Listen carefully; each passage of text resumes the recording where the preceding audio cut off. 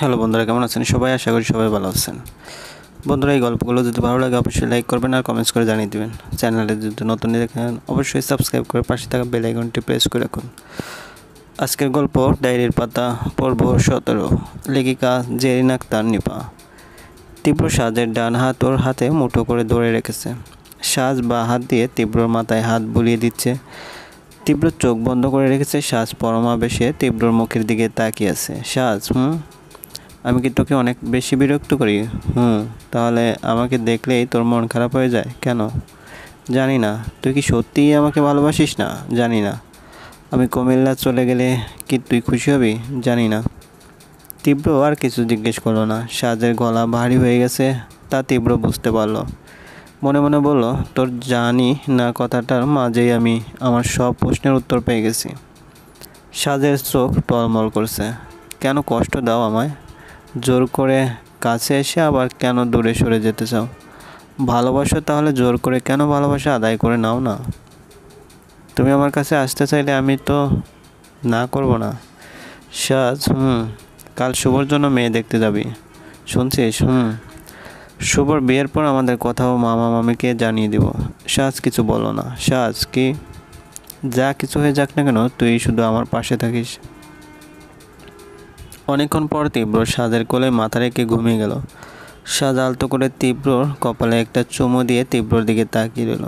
সকালে সন্ধ্যার ডাকে সাজের ঘুম ভাঙে। আপু, আপু, দরজা খোলো। কী হলো, আজ দরজা লাগিয়ে রাখলে কেন? আপু, আপু, দরজা ধাক্কানোর শব্দে সাজের ঘুম ভেঙে গেল। ধরপড়িয়ে উঠে বসে চারপাশ তাকিয়ে তীব্রকে খুঁজতে লাগলো। রাতে তো এখানেই ছিল, তাহলে সকালে হওয়ার আগেই চলে গেছে। সাজ এসে দরজা খুলে দিল। কী হলো আপু, কতক্ষণ ধরে ডাকছি, আজ দরজা লাগানো ছিল কেন?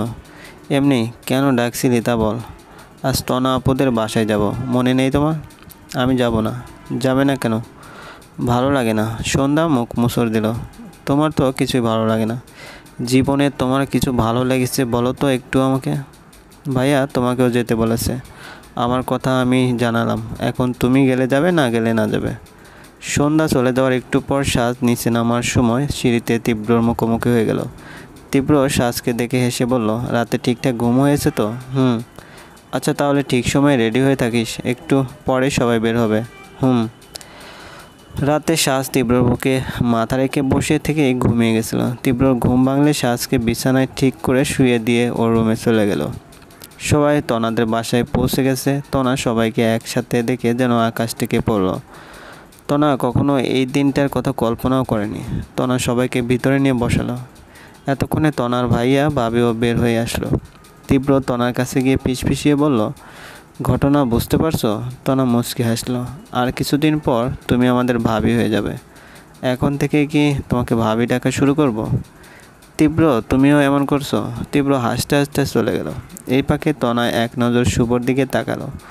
শুভ তনার দিকে তাকিয়ে একটু হাসলো। তনার সাথে সাথে লজ্জা পেয়ে মাথা নিচু করে নিল। আর শুভর চোখের দিকে তাকাতে তার এত লজ্জা লাগছে কেন?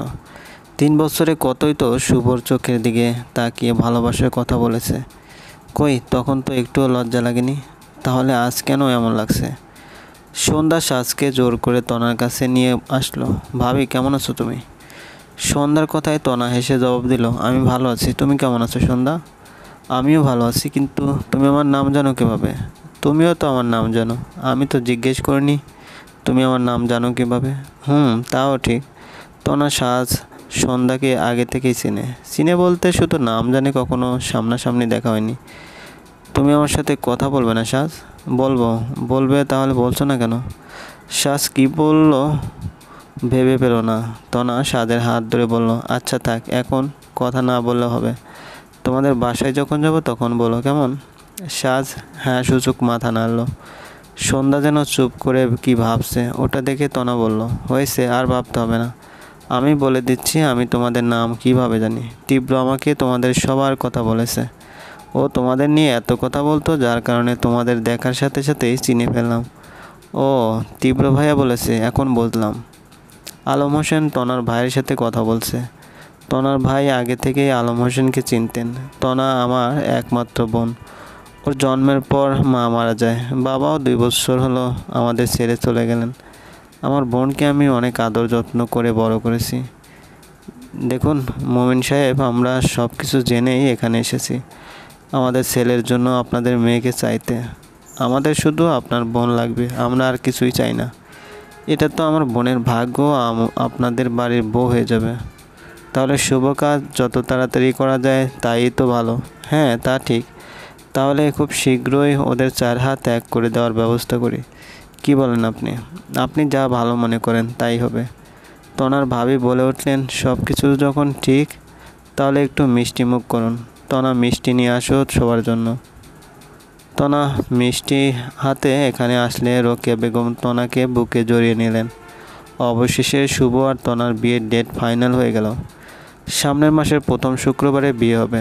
শুভ চলে যাওয়ার আগে তনাকে বলে গেল, তাহলে আসি এখন।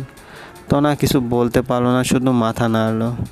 শুভ সহ বাকিরা চলে গেলে তনা নিজের রুমে গিয়ে দরজা লাগিয়ে অনেকক্ষণ কাঁদল।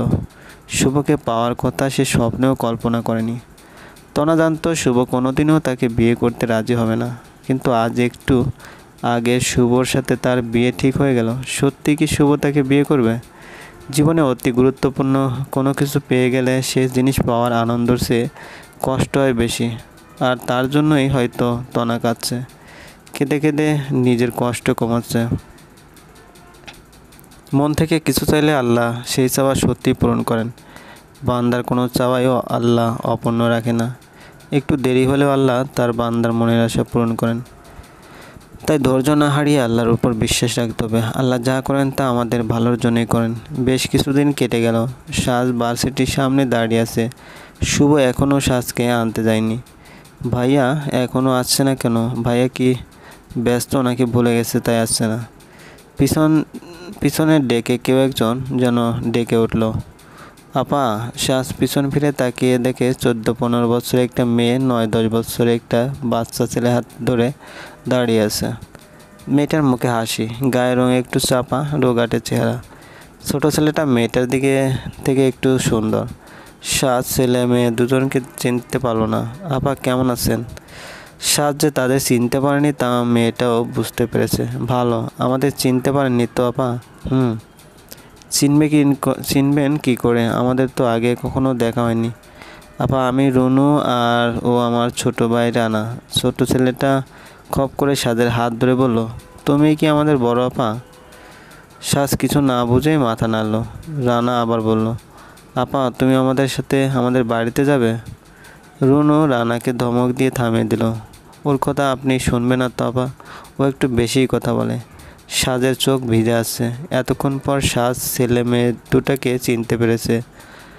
আপা, বাবা আপনাকে অনেক মনে করে, সারা দিন শুধু আপনার কথাই বলে। বাবা? হ্যাঁ আপা, বাবা প্যারালাইজড হয়ে এক হাত এক পা অবশ হয়ে গেছে। নিজে হাঁটতে চলতে পারে না, সারা দিন ঘরে শুয়ে থেকে শুধু আপনার কথাই বলে। বাবা মৃত্যুর আগে একটাবার আপনাকে দেখতে চাই আপা। আমি এখন আসি, বাসায় যাব আমি। আপা শুনুন, বাবা ওনার ভুল বুঝতে পেরেছে। আল্লাহ ওনাকে ওনার পাপের শাস্তি দুনিয়াতেই দিয়ে দিচ্ছেন। আপনি আর ওনার উপর রাগ করবেন না প্লিজ। সাজ কিছু বলল না, রাস্তা ধরে হাঁটা শুরু করলো। একবারও পিছন ফিরে তাকালো না। রুনু ও সাজকে আটকালো না। রানা শুধু কয়েকবার পিছন থেকে সাজকে ডেকে উঠল, আপা শোনো। আপা তুমি আমাদের বাসায় যাবে না? রুনু রানার হাত শক্ত করে ধরে দাঁড়িয়ে রইল। সাজ হাঁটছে, বারবার চোখ পানিতে ভরে উঠছে। চোখের সামনে সব কিছু ঝাপসা লাগছে। চারপাশের কিছুই যেন অনুভব করতে পারছে না। রাস্তা দিয়ে এত গাড়ি যাওয়া আসা করছে, তাদের শব্দ সাজের কান পর্যন্ত পৌঁছাচ্ছে না। চলবে। গল্পটি ভালো লাগলে অবশ্যই লাইক করবেন আর কমেন্টস করে জানিয়ে দেবেন। চ্যানেলে যদি নতুন হয়ে থাকেন অবশ্যই সাবস্ক্রাইব করে পাশে থাকা বেল আইকনটি প্রেস করে রাখুন, যাতে নতুন নতুন ভিডিও আপলোড করার সাথে সাথে আপনার নোটিফিকেশনে চলে যায়। ধন্যবাদ, ভালো থাকবেন।